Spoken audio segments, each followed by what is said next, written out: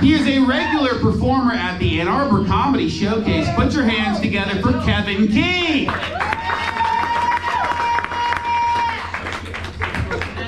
Give it up for Dave, everybody, one more time. Your host, Dave. Give it up for him. He's right there. Monroe, the big city, huh? You can make it here. You can make it to Toledo. It's what they say. Just keep going south on the freeway, baby. It'll be over before you know it. Sometimes I get nervous doing stand-up. Sometimes I get nervous being an adult. I just want to feel what it's like to be a kid again, so I lock myself in the back of a Hot Buick for 6 hours. Who's been there? Let me hear you. We got anybody drinking tonight? There's a lot of hollering and hooting and hollering. I love drinking, man. I love getting toddler drunk. Anybody ever get toddler drunk on a Saturday night? This is where you end up walking around, you're throwing up on yourselves, you're blaming all your emotional problems on your loved ones. Toddler drunk, baby, that's what I'm trying to do. I had to quit smoking weed recently. It's a true fact about my life. I had to quit smoking weed for a couple of reasons. First of all, I think they know I've been smoking weed at work. Because they pulled me in the office the other day. They said, if you don't stop smoking weed at work, we're going to fire you. That's clue number one. They got me. The second of all is because sometimes I get a little down. I get a little down, a little depressed sometimes. We got any seasonal depression in the house? Hell yeah. All right, well, they're lying. That's not what depressed people ever sound like. Seasonal depression. I don't get seasonal depression. It's like sometimes you get depressed, sometimes you get zucchinis. Depends what's in season, right? Who cares? Who gives a fuck? I don't know. I had to quit smoking weed for another reason because sometimes I get depressed and stuff, and it didn't make sense mathematically to combat depression with a downer, right? It seems like backwards logic. So I've been eating edibles lately, hundreds of milligrams of edibles. I would recommend it if you get depressed to eat edibles. It's been working for me. I'm happy to report to you guys right here at the Brain Jerk that I am not sad anymore since I've been eating edibles, everybody. Yes. I've just been terrified all day long. You guys ever do edibles? I'm like a chihuahua coming down off Xanax anytime you see me wearing a bathrobe. It's horrible. I was on a bus the other day because my life's going sweet. Let me tell you about it. I was on a bus the other day. I was listening to my favorite song popped up on Spotify. A little song, I don't know if you guys know it or not. It's called What If God Was One of Us. Anybody know this track? The song says, what if God was one of us, just a stranger on the bus? And I was thinking, if God is one of us, a stranger on this bus, I really hope he's not that homeless guy in the back that's been touching himself the whole time. It'd be awkward. You can picture God however you want, but that's not how I envision the second coming. It's a little gross. It's a little gross.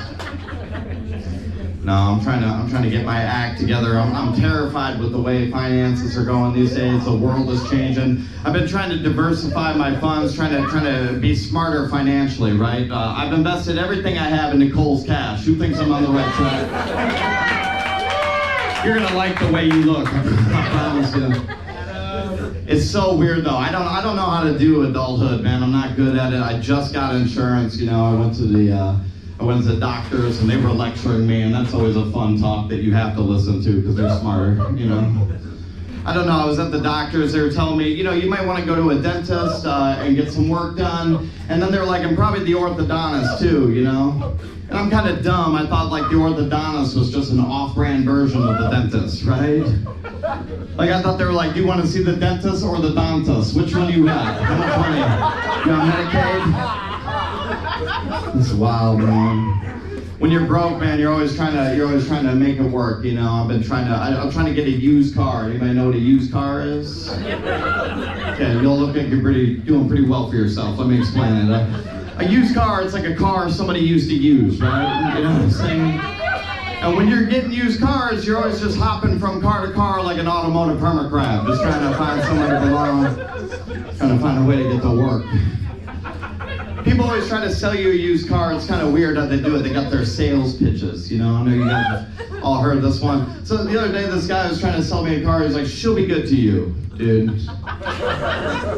It made me think like I was trying to buy his ex-girlfriend or something. He was like, she'll be good to you. She was good to me for 7 years until she almost killed me before Christmas.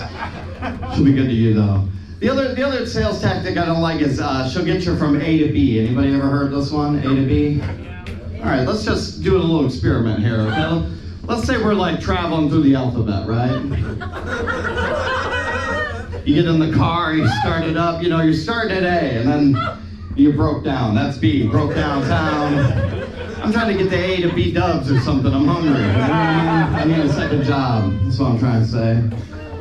I don't know. I got a fortune cookie earlier today. It was blank. I don't know how much time we have. Let's hurry this up. It's weird, man. It's weird when you're trying to figure out a way in this world. Everybody's an expert in 15 different things on the internet. You ever notice that? Everybody's always talking down to you. I'm not an expert in anything, dude. I just figured out how my dryer worked last week. You know what I mean? It's insane. How does one dryer collect so much lint and not give you a sock back after? Seems like every 6 months you should get a sock back. That's what I'm thinking. I don't know. I'm looking for love, ladies. I'm gonna break down with you. I'm looking for love. A couple of you fellows in here, you know, I'm looking for the real deal. I'm on all the dating sites too. Tinder, Bumble, Facebook Market. I'm just trying to get anybody in my area to pay me some attention at this point. I don't know. I'm a child of divorce. Anybody's parents divorced? Let me hear you. And the crowd goes dull. Okay, a lot of good childhoods. I'm glad my parents got divorced. I don't think I would survive both of them. You know what I mean? My mom was a good mom my whole life, but she used to wash my mouth out with soap. Anybody remember this tactic? Anybody raised in the 90s? My mom would wash my mouth out with soap, as I like to call it, legally waterboarding a child in Walmart, right? What does he know? My dad was a good dude, bit of a boozer, but a good fella. I remember sometimes he'd take me to the park and we'd play catch all day long. You know, I'd just toss him a beer and he'd catch a buzz for the rest of the day. He would drink Bud Light, tall Bud Lights, you know, the original trans can, you know what I mean? He would just drink 6 of those and transform into an asshole with skinny legs and a goatee. And that's my daddy, baby. Guys, you guys ready for a great second half of the show? Let's get your host back up here.